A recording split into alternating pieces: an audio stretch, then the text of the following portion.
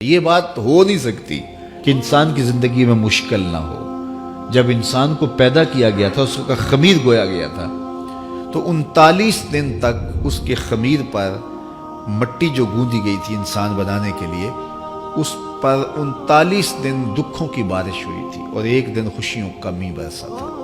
تو انسان کی زندگی میں خوشی اور غم اس تناسب سے ہے۔ لَقَدْ خَلَقْنَا الْإِنسَانَ فِي قَبْضٍ۔ انسان کی زندگی مشقتوں کا مجموعہ ہے، حالات کی تلخیوں کے سے مقابلہ کرنا پڑتا ہے، لیکن حالات مشکل ہو جائیں تو ان سے نکلنے کا راستہ کیا ہے؟ تو سنیے قرآن کیا کہتا ہے، وَمَن يَتَّقِ اللَّهَ يَجْعَلْ لَهُ مَخْرَجًا وَيَرْزُقْهُ مِنْ حَيْثُ لَا يَحْتَسِبُ۔ جو اللہ سے ڈرنے لگ جاتا ہے، تقوی اختیار کر لیتا ہے، تو پھر اللہ تعالیٰ جل شانہ اس کے لیے مخرج پیدا کر دیتا ہے، یعنی اس مصیبت سے نکلنے کے اللہ راستے دیتا ہے۔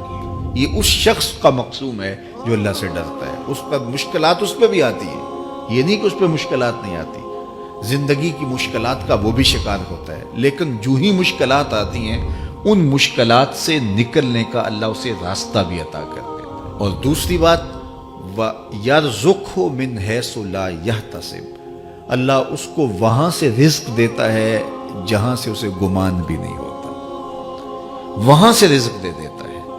بندہ تو یہ کہتا نا کہ مجھے یہاں سے ملے گا، یہاں سے، ایک بندے کی منصوبہ بندی ہے، لیکن جو اللہ سے ڈرنے والا ہوگا اللہ اس کو وہاں سے رزق دے گا جہاں اسے گمان بھی نہیں ہوگا، خیال بھی نہیں ہوگا کہ یہ راستہ بھی حصول رزق کا ہو سکتا ہے۔ تو یہ میرے رب کا وعدہ ہے اور میرے رب کے وعدے سچے ہیں۔ تو جب تم اللہ سے ڈرنے لگو گے تو یہ تخت و تاج، یہ دنیا کی عزتیں، یہ تمہارے قدموں میں ہوں گی۔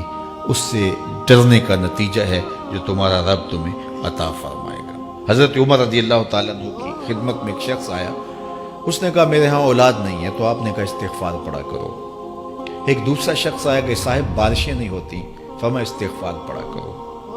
تیسرا شخص حاضر خدمت ہوا اور کہا کہ ہمارے ہاں قحط کا عالم ہے، فرمایا کہ استغفار پڑھا کرو۔ تو کوئی پاس بیٹھا تھا، اس کے اٹھ کے جانے کے بعد کہا کہ مختلف لوگ مختلف سوال لے کر آئے اور آپ نے ایک ہی جواب دیا کہ استغفار پڑھا کرو۔ تو کہا میں نے اپنی طرف سے تھوڑا دیا، یہ تو میرے رب کا فرمان ہے۔ کہا وہ کیسے؟ کہا سورہ نوح پڑھو، فَقُلْتُ اسْتَغْفِرُوا رَبَّكُمْ۔ حضرت نوح علیہ السلام نے اپنی قوم سے کہا کہ اپنے رب کے حضور استغفار کیا کرو، اِنَّهُ كَانَ غَفَّارًا۔ اس کا نتیجہ کیا ہے؟ جب تم استغفار کرو گے تو وہ تمہارے گناہ بخش دے گا۔ ایک تو فائدہ اس کا یہ ہوگا، وَيُرْسِلِ السَّمَاءَ عَلَيْكُمْ مِدْرَارًا، آسمان سے موسلا دار بارشیں بھی برسیں گی، وَيُمْدِدْكُمْ بِأَمْوَالٍ وَبَنِينَ، اور اللہ تمہیں استغفار کی برکت سے مالا مال بھی کر دے گا، وَبَنِينَ، اور تمہیں بیٹے بھی عطا کرے گا، وَيَجْعَلْ لَكُمْ جَنَّاتٍ وَيَجْعَلْ لَكُمْ أَنْهَارًا، تمہیں باغ بھی عطا کرے گا اور تمہیں چلتی ہوئی نہریں بھی عطا فرمائے گا۔ آج میں سمجھتا ہوں کہ پاکستانی قوم کو اجتماعی استغفار کی ضرورت ہے۔ آپ کے دریاؤں کا پانی سوکھ گیا، استغفار کریں گے اللہ تعالیٰ ان کو پانیوں سے مالا مال کر دے گا، بارشیں ہوں گی، قحط سالیاں دور ہوں گی، بے اولادوں کو استغفار سے اولاد نصیب ہوگی، اور معیشت کی بہتری جو ہے وہ استغفار کے ذریعے سے ہوتی ہے۔ تو یہ 5 چیزیں بیان فرمائی، تو استغفار سے خوشحال